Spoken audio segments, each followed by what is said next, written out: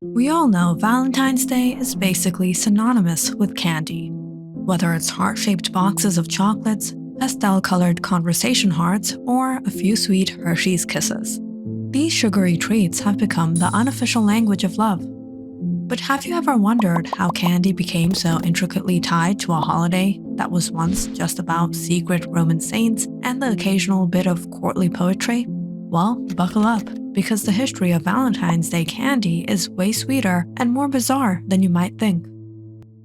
Let's start at the very beginning. Valentine's Day, believe it or not, doesn't actually have much to do with romance in its original form.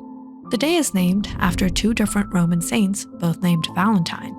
One of these Valentines was a priest who allegedly defied an edict by the Roman Emperor Claudius II and performed secret marriages for young couples. But as much as the tale sounds like a classic romance movie, there's no solid proof that it ever happened.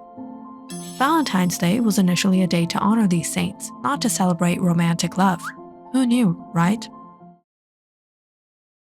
The holiday began evolving as early as the 14th century when Geoffrey Chaucer, the guy who wrote the Canterbury Tales, began connecting the day to romantic love in his writings.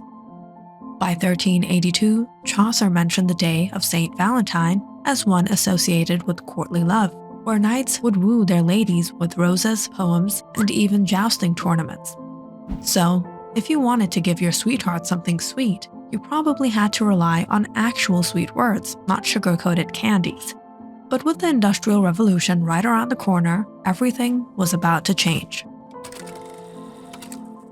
By the early 1800s, Valentine's Day had firmly established itself as a romantic holiday in many parts of the English-speaking world. Cupid, bow and arrow in hand, was flying around on a sugar high as lovebirds began to exchange tokens of affection like letters, flowers, and chocolate. The only problem? While flowers and poetry was fine and dandy, chocolate was still seen as a rare luxury. The idea of giving candy on Valentine's Day was not something people immediately thought of, especially since sugar itself was a commodity that not everyone could afford. But that all changed when Richard Cadbury, the genius behind one of the most iconic marketing strategies of all time, had just perfected a process to extract cocoa butter from whole cocoa beans. This technique made chocolate smoother and more palatable than ever before, and Cadbury soon found himself with a surplus of the stuff. What do you do when you have a ton of extra chocolate? Why not turn it into a massive marketing opportunity, of course? In 1861, Richard Cadbury came up with the idea of selling his chocolates in beautifully decorated boxes. These boxes weren't just any boxes. They were designed to be so elegant that once the chocolates were eaten, the boxes would be repurposed to store love letters, sentimental trinkets, or even locks of hair. They became both a gift and a keepsake. Talk about romantic. While he didn't technically patent the heart-shaped box of chocolates, it's widely believed that Cadbury was the first to popularize it. And as we all know, once something is a hit, everyone else jumps in on the bandwagon. Fast forward to today, and over 36 million heart-shaped boxes of chocolates are sold worldwide each Valentine's Day. So next time you hand your significant other a box of chocolates, remember, it's all thanks to Richard Cadbury's savvy marketing skills. If that doesn't scream romantic hero, I don't know what does. Now let's talk about the other iconic candy that's almost synonymous with Valentine's Day: conversation hearts, also known as sweethearts.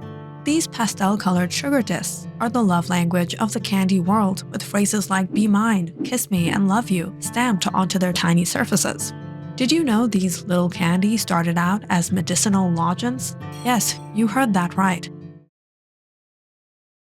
The invention of conversation hearts can be traced back to 1847, when Daniel Chase, working for his brother Oliver at the New England Confectionery Company, used a machine designed to cut medicines into lozenge shapes.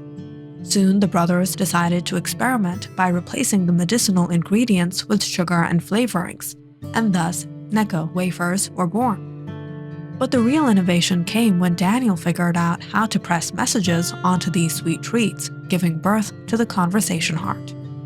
The first message-stamped candies were introduced in 1866, and they quickly became a popular treat at weddings. By the early 1900s, they were firmly entrenched in the Valentine's Day tradition.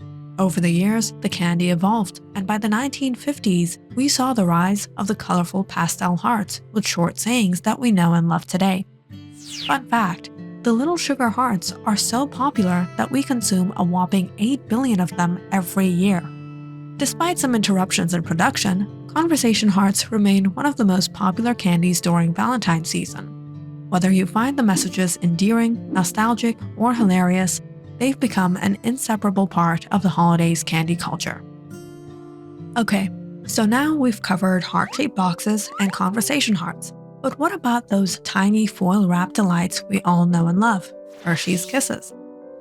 These little morsels of chocolate were first introduced by the Hershey Chocolate Company in 1907, but their origin story is a little mysterious.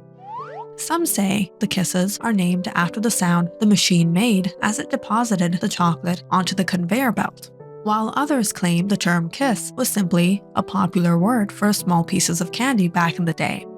No matter how they got their name, Hershey's Kisses quickly became a Valentine's Day staple.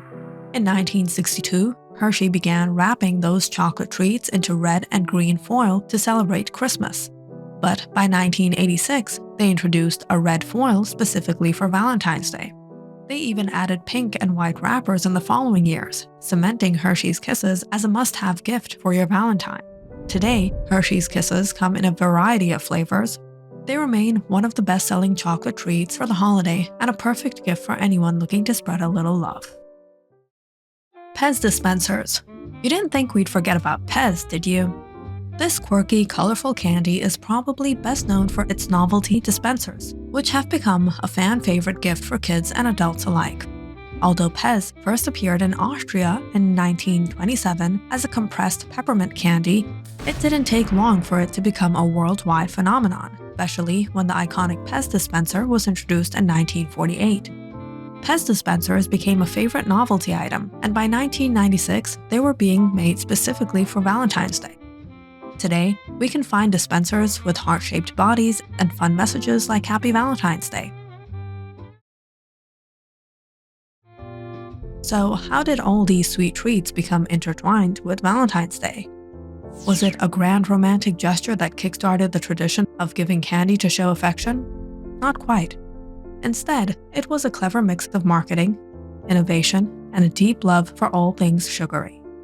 Whether it was Cadbury's heart-shaped boxes, Necco's conversation hearts, Hershey's Kisses, or even Pez dispensers, candy manufacturers understood something very important. People love to give and receive treats that show they care, and if you can add a little romance and sweetness to the mix, all the better. Now that we've journeyed through the candy-coated history of Valentine's Day, let's get down to the ultimate question. What are you giving your sweetheart this year? Will it be the timeless heart-shaped box of chocolates, a candy heart with a cheeky message, or maybe a quirky Pez dispenser filled with sweetness? Whatever it is, just remember, there's no wrong way to share the love, as long as it's sweet and a little bit funny.